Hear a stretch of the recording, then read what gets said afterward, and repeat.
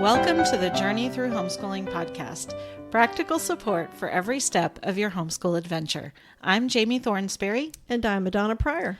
Adonna, today we are talking about testing and evaluating our kids, whether that be in the middle of the homeschool year, at the end of the homeschool year. Right now we're in a time where we're coming toward the end of the homeschool year, and we get lots of questions about, do I need to test my children? Is it required? What does that look like? What options do I have if I want to test them or evaluate them? What are your first thoughts, Adonna? Well, I guess personal experience is the best way to start here. We did not test at all. We did, well, I won't say at all. We didn't test formally. Mm-hmm. Did I say that correctly? Yeah. We did not do that. What we did do, and they've stopped carrying these, but when my children were in elementary and junior high, the state of Tennessee had what they called an end of the year testing online. So they had a PDF where you could print off a test for different grades in different subjects: math, reading, science. I printed several of those out. They don't have them anymore. Once Common Core came along, they changed everything that they were doing. So from 2010, 2011 on, those went away. Mm. But I would print out a couple of those, and we would kind of look at it and say, did we do that, right? So I handed out, mostly I printed the ones for reading. I wouldn't say reading, language arts. Right. So those were the ones that I printed, and then I had them kind of read through it. It was almost exclusively for me to see, can they extrapolate information that I'm giving them in a way that they can communicate it to others. So it wasn't necessarily, it wasn't at all, are they where I think they should be based on other third graders or other fifth graders in the world, but it was, can you communicate to me what I have communicated to you? Can you tell that back to me? Shortly after my oldest was in fifth grade, one of the just random things that I discovered, and I know that we've talked about this before, was that Charlotte Mason method of repeating back to you, back to the parent what you had talked about during the day, maybe at the table, during supper, oral narration. Just narrating back. And when I realized that that was identical to a test, really, a quiz or a test, except you weren't calling it that. There was no pressure behind it. I leaned more towards that. And my goal was essentially communication. One of the important reasons for educating someone is so that they can communicate well with other people and they can communicate with God. You learn to read so that you can read His Word. Mm-hmm. And the things that you need to know about education, for me, began with, how are you going to be communicating with God? So it drew out of that, right? So the testing part of it really, at that point when my oldest was in fifth or sixth grade, really just went away almost entirely for us. And it was more of a conversation that we were having throughout the week with me just asking, so what did that book say? What do you mean it talked about tuberculosis? Teddy had tuberculosis? I didn't know that. Oh, really? How old was he? Did he get rid of it? He lived where? So I was asking these questions, and they were essentially teaching me from a lot of the things that they were reading once they were in junior high and senior high. And that continues to this day. Just this last week, I had done something to my shoulder, and I walked up and I said, "It hurts right here." And one of my sons just came up, literally put his thumb on the exact spot, and then told me exactly what muscle that was. He said, "I want you to move your head in this position," while he was pushing on it. "Okay, now move it this way." And literally 5 minutes later, and the pain was gone. How do you do that? Well, it's because this is something that fascinates him, and that's what he reads about. But that was for me, the core of what the test does. The test is asking you to give back to, this piece of paper, which is then going to translate to, the person who's grading the test, that you have an ability to communicate. Unfortunately, it's only giving the teacher, or the person grading it, the knowledge of what you can do on a specific day, on a specific subject, in the written word. So if you are not really good with writing things down, or via multiple choice, true, false, right, right. If it's just a true, false, so it's not it tends not to be a really great resource for the teacher to glean knowledge on what's being passed down. Yeah, what you're actually capable of and what you've actually learned. It's not a great measure. It's not a good measure. To me, it wasn't. The better measure was that Charlotte Mason method of narrating, of telling you, or of teaching it back to maybe a younger sibling, or in our case, we were at the grandparents at least once a week, so they were telling the grandparents and the uncle what they were learning. And that was a huge deal, because I could hear those conversations. I could hear the grandparents and the uncle interacting with them and giving them their knowledge. So I didn't need to test, because I could see on a weekly basis what they were learning and how they were learning it. Yeah. Now, that doesn't mean we didn't do like worksheets for math, and just say, "Okay, let me see you can do this worksheet without opening the book." Right. But many times I would give them the book and say, "Okay, it's going to be an open book, and I'm going to let you see what you can do in an hour or 45 minutes, see how fast you can go with the book open." And the reason I did that is I wanted them, it's an important skill for you to know how to find knowledge. Absolutely. So I was giving them the book and saying, "Here's the test," or "Here's the quiz. Now you have to be able to locate that knowledge. It's in the book. You have to be able to locate it." And I've always believed that was a very, very valuable skill. You may not know everything, but you need to at least have a basic understanding of, where do I begin? Yeah. If I want to know something, where do I start? How do I look that up? Whether it's in a book or, encyclopedia or online, it's still the same exact kind of basic standard. So for us, that was where we went. No formal testing until they wanted to go to college, and then of course they wanted to take one did an entrance exam for the particular college, two did an ACT. So for us, it wasn't something that we did. How did they feel going into those tests, never having taken a formal test before? Well, and I will tell you, as I said that, I went, "Oh, you know what? Wait a minute. They didn't actually take the ACT." So my oldest took an entrance exam for a college, and it was interesting for her because she is really, really good at grammar. She's really, really good at reading and comprehension in language arts. Math is a struggle for her. And when she took this test, the particular school that she went to, the test that they gave was a learning test. Mm-hmm.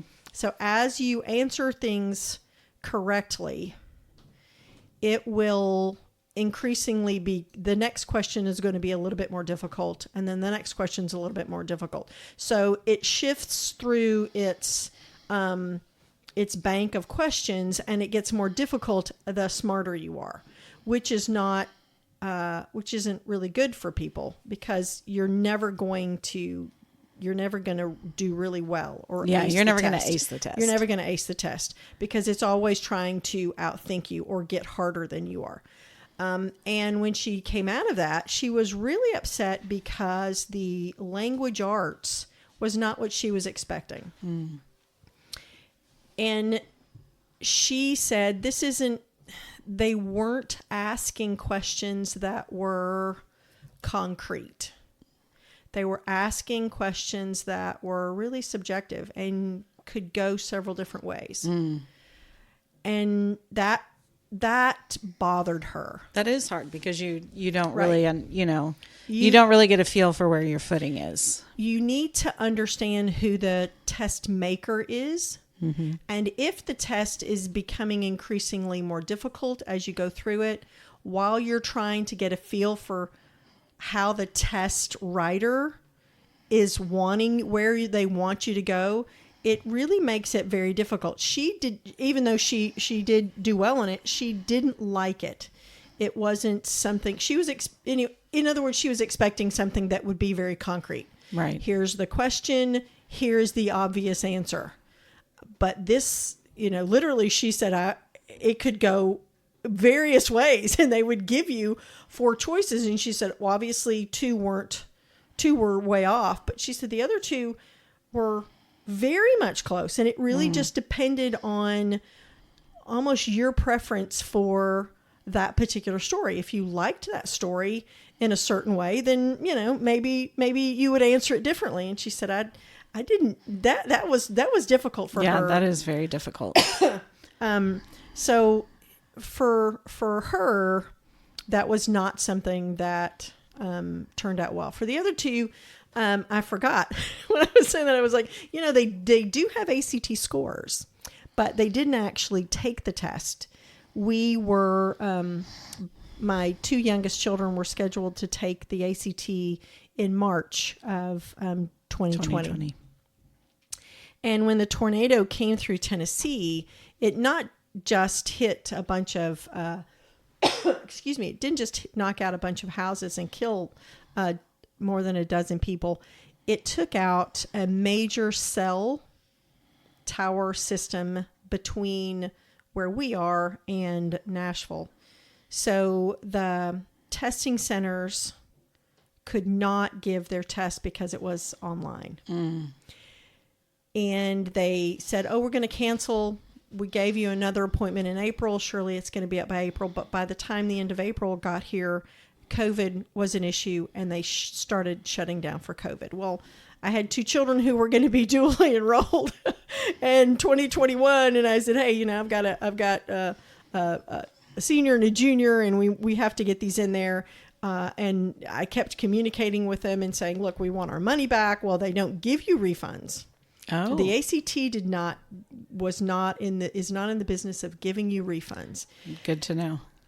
So I was like, okay, what do we do? Where do we set up? How are we going to do these classes?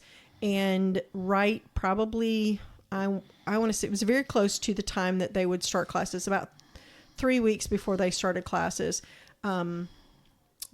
We received an email and said, everything is set up. They're ready to go. They have everything they need. They're enrolled. And I said, okay, what happened?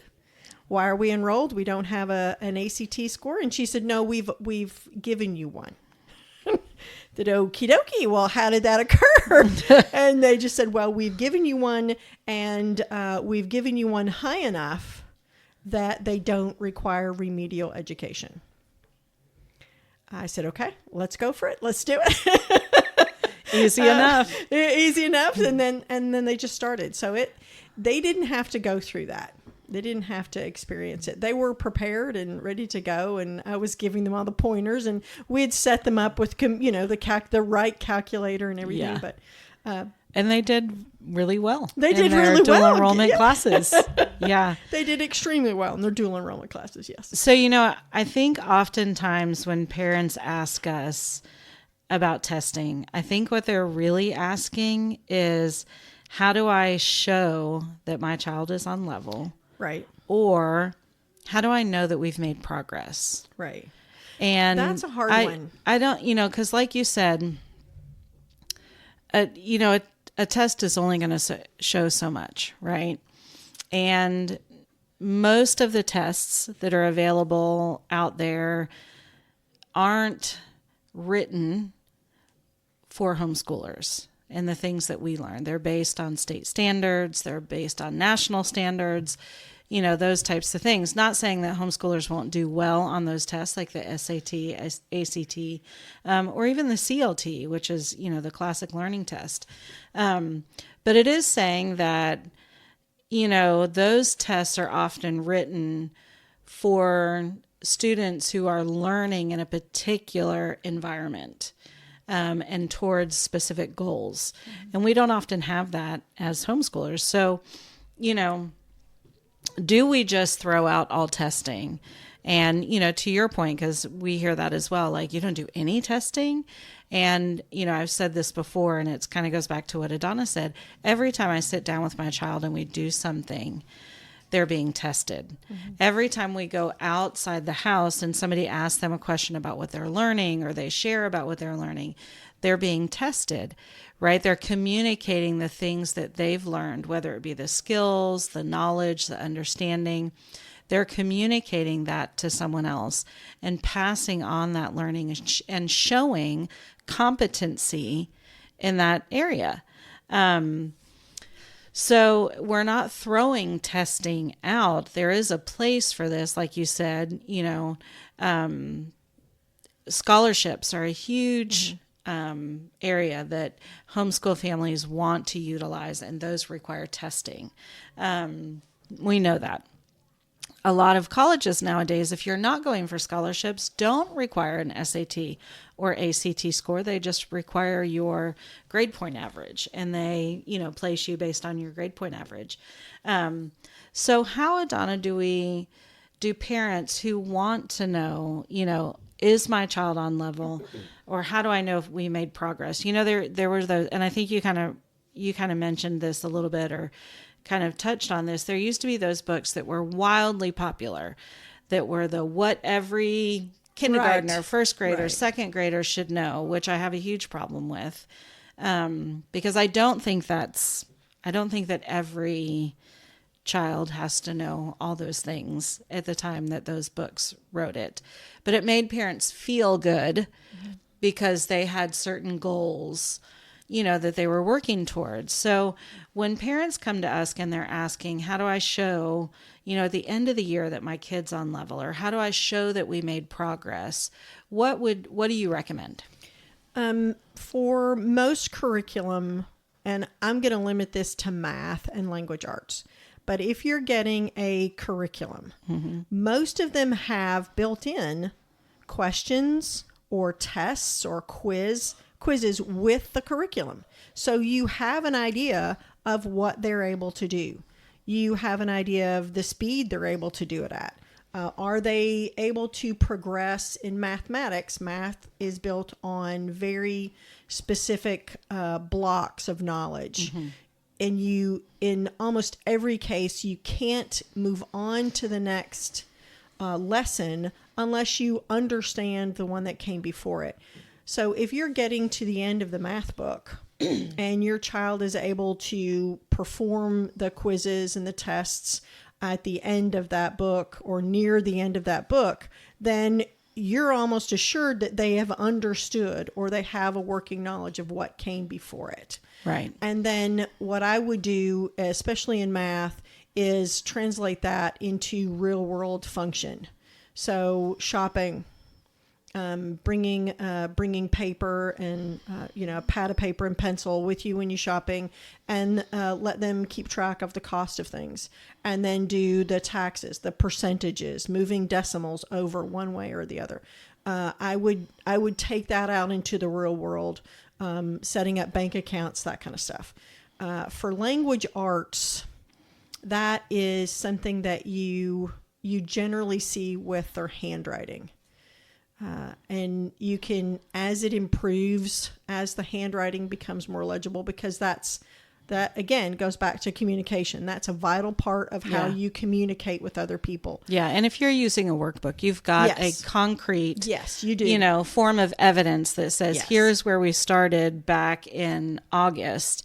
Now here's where we are, fast forward the end of the school year in May. And that's one of the reasons why it's kind of fun to keep those language arts and math workbooks.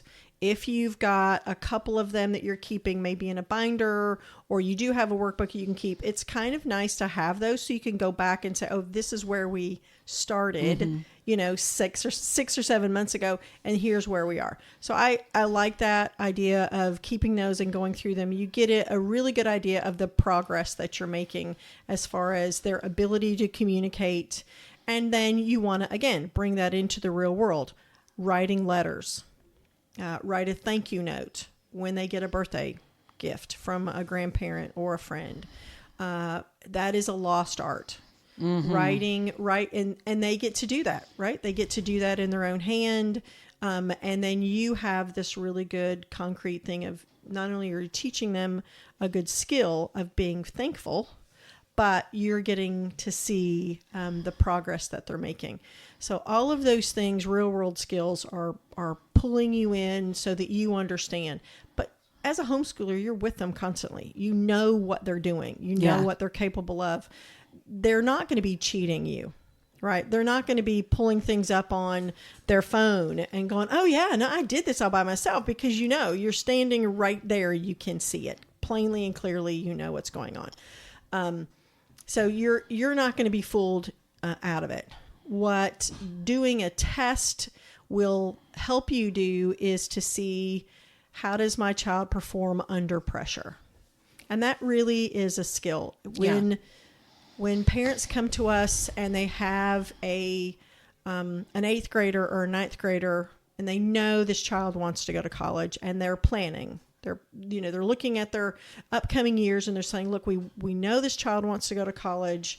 We want to make sure that we're ticking all the boxes. We'd like to look at the availability of scholarships. I always recommend 2 things. One, you look at the tests that are offered and look at the calculators that those tests allow.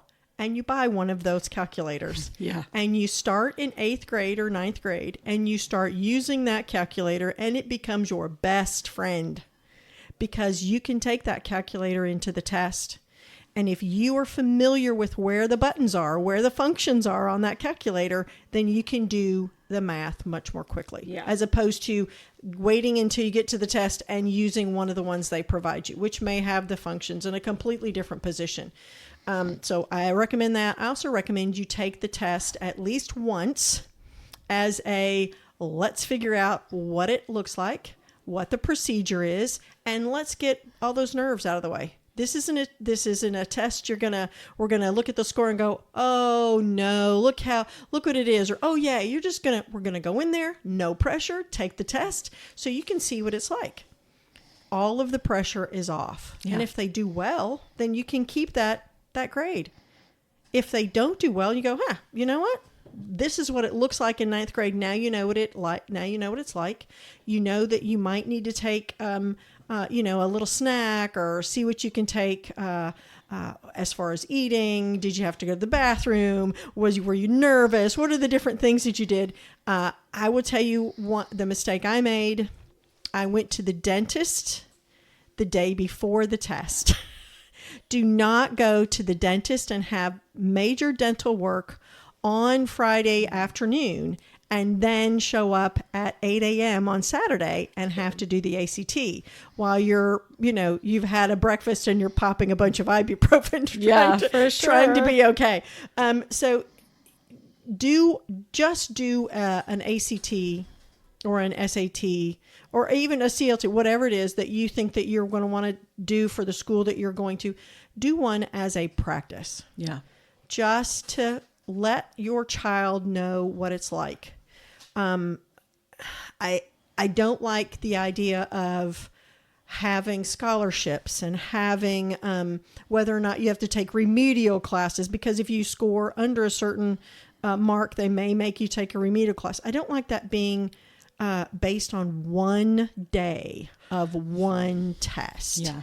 So give your child an opportunity to take several of them. You can take one every year. I think you can take one every 6 or 7 months. So make sure that you're letting them take several of these tests. The ACT, I know for sure, does take the highest score from those tests. It won't look at the latest one. It does pull the highest scores from different subjects. So let your child get used to it and figure out what it is. If you know my child is going to go to college, then start in the 9th grade and just take what I would call like a practice. This is a practice. Let's just go. Let's take it. You get to figure out what it's like. I get to figure out what it's like. And that is definitely one thing I would recommend. And I do recommend to anybody who knows for sure that they're going to do that. Yeah, I agree with you. If your homeschool student is going to go to college and you've not done standardized testing up to that point, just like Adonna said, give them that one shot to go in there and just see what it's like, and then move on from there. But in the younger grades, because even a lot of our families that we work with, in the younger grades, they're looking for, I think, the moms oftentimes, and sometimes the kids, are looking for the affirmation that what they did this past year, in their homeschooling mattered, right? That they're seeing some sort of growth. And so even in the younger years, I think an end of the year review of what's happened for the year is a really great idea. One of the things that I love at the end of every year is we come to, my youngest is in art classes. And so we come to the art show, and we get to see samples of her work from all year long. And so we're seeing how she's grown. And I often keep a lot of those art pieces. She has them up in her room. And so we're seeing on a regular basis how that is changing. For, parents of elementary, even to middle school, if you're doing the dictation, like Adonna says, you're having these conversations, record their dictation. Use your phone, use some kind of, voice recording app. Take, once a quarter and have them orally dictate back to you or narrate back to you with a recording going. And then at the end of the year, you can look at those and say, look how much you've grown. Look, you used to say a lot. Now you're not saying it as much. Or, you used to need a prompt from me to get you started, and now I'm not prompting you. All those different things. Review those things with them. Show them the work that has happened all through the year, and talk about how the foundation that you laid this year is going to set them up for the success in this year to come. And, sometimes that's all kids need, is that encouragement that we did a lot of work this year. We did a lot of stuff, and it mattered because here's what's coming next year, and it's just going to grow. And one day, here's the outcome of that. And so a standardized test, isn't ever going to show you the true reality of the work and the skills and the knowledge and understanding that your children have acquired. But spending time at the end of the year doing a review and creating, even a portfolio throughout the year for subjects like math, history, language arts, writing, and the sciences that you're studying, you can go back and see that progress. You can see. And as far as, one of the things when I said parents are really asking, is my child on level? That level is kind of a fallacy, I would say. Your child needs to be where you need them to be and where they need to be. Most kids are going to, progress at a certain rate, and you're going to see that. And, there's going to be ebbs and flows in that progression. But when we start talking about level, we're negating the flexibility and freedom of homeschooling. When my oldest was 6, he was absolutely fascinated with botany. that's not going to be in a what your, first grader, what every first grader needs to know is not going to be a botany class. But we spent tons of time on botany. And then second grade was astronomy. I mean, we just spent hours looking into space and talking about planets and stars and all the things. And that's not going to be on a certain level. That's being led by his interest. Now, did he grow in his knowledge of astronomy and botany in those years? Absolutely. Did he grow in skills? He sure did, because he talked about it a lot. We used telescopes. We used, microscopes. We used all these different instruments that he was able to put his hands on and grow in the skill of using that, as well as his observation skills and all those different things. So, when you have that question in your own mind, homeschool mom, of, should I be testing my student? Go a little deeper into your heart and ask yourself, why is this even mattering to me? Am I looking for the affirmation that I'm doing a good job? Or am I looking for the affirmation that my child is really making progress? Yeah, there are online. You can just do a real quick search and type up end of year exam or end of year test, and then put PDF or put free. And a lot of different options will pop up. Mm-hmm. Now, almost all of them are going to be math related. Yeah. And that's because as a homeschooler, your science, like Jami was saying, you may have botany in first grade. You might have astronomy in second grade. Well, that's not what the public system is doing, so that may not be the best place for you to go. One of the other ones that's going to pop up is going to be language arts. So social studies and science aren't really going to be the end of year exams that you may want to look up online for free, unless you are registered as an independent homeschooler. If you're registered as an independent homeschooler, which I don't recommend that you do, I recommend you find an umbrella like Exodus Christian Academy. But if you're registered as an independent, you will be required to test in the state of Tennessee in 5th, 7th, and 9th grades. So you are going to want to look at what subjects they're studying that year in social studies and in science and in math and in reading. So you have kind of an idea of what that end of the year exam is going to look like. And you can steer what you do that year towards that. Yeah. So in those years where you're going to test as an independent homeschooler, you are going to pay closer attention to the level that your child is in. But for the rest of us, generally your testing is going to be all over the place. If you want something that is written down, I would just go online, look up. But for the most part, you're going to in a math and a language arts curriculum, that's going to be included in whatever you're getting. Yeah, and I think of the new family that's coming maybe from a more traditional school route, maybe public school or private school, and you're thinking, other than I know that my child's in 5th grade, right? I don't know anything. How do I even start when I don't know what level they're on? Which most curriculums nowadays, if you're going with a box curriculum, comes via a grade level. But there are some things that you can do as well. Like Adonna said, there's so many of the math curriculums have placement tests that you can take for free. I know we use Math UC. They have an online placement test that your student can take. I think Life of Fred. I think even Khan Academy also has one. There are also some reading assessment options. Sunlight Curriculum has an evaluation online that's free. There's one called Pioneer Valley Books.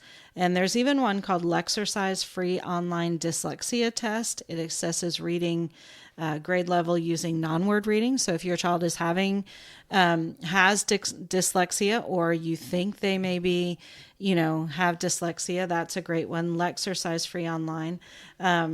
Oxford Online English. So there's lots of different places, if you are pulling your student out and you want to see where or what type of curriculum, what grade level curriculum you would buy, those are, free routes to go. You can also request your records from the school. Yes. And they will tell you what classes or what courses your student was taking.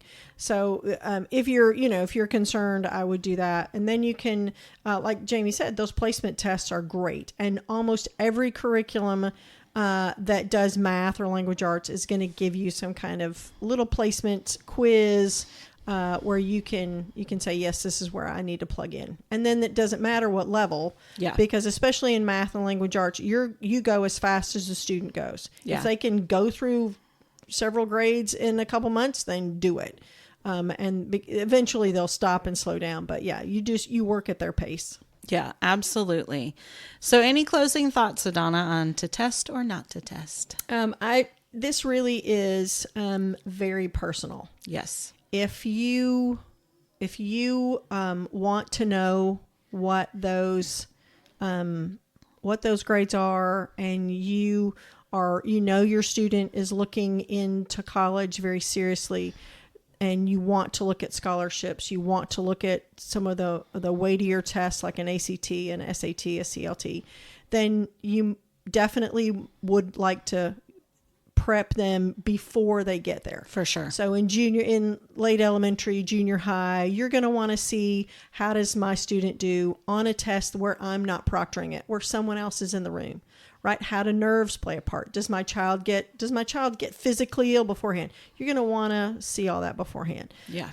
But generally speaking, for the majority of homeschoolers who are registered with an umbrella school, which is the most free way to homeschool in Tennessee, it is not a requirement, and you don't have to do that unless you personally feel that is important for your family. So talk it over with your spouse and make that decision together, and then move forward. And that decision may change over time, and in the next, over the years, you may have different things that you want to do depending on the season or the child. Yeah. And, if you're a mom and you're like, I think I'm really the one who, I just want to know that they're progressing, there's tons of YouTube videos on how to keep a portfolio for your child from year to year, how to set up an end of year review, have fun with it. Make it a fun time where you're looking back and remembering, not just all the work that you did, all the math problems you solved, all the books that you read, all those kind of things, but make it a fun time where you're also looking back at the fun that you had doing it. And I think if you spend a little bit of time with your kids reviewing what you did in the year, your heart will be satisfied. I agree. So that is our to test or not to test. I love that Adonna said it is personal to every family.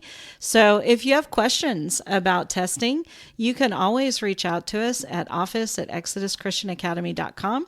You can message us on Facebook or Instagram at Exodus Christian Academy. And we would also love for you to share this podcast with friends. You can find us on most podcast apps and on Podbean. So share, like, and follow us. And we will see you right back here next week for the Journey Through Homeschooling podcast, practical support for every step of your homeschool adventure.